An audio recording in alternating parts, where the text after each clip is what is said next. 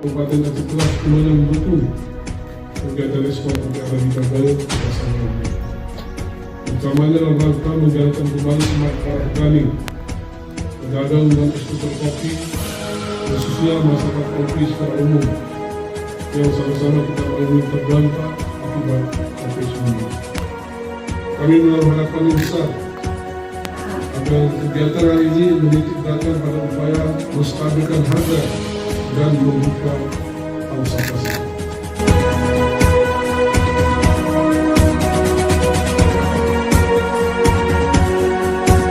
Dengan ucapan Bismillahirrahmanirrahim dan izin semua yang hadir, maka pelepasan produk ekspor dari Tanah Gayo dari Pokemon ke pasar global secara resmi bulan 5, 4,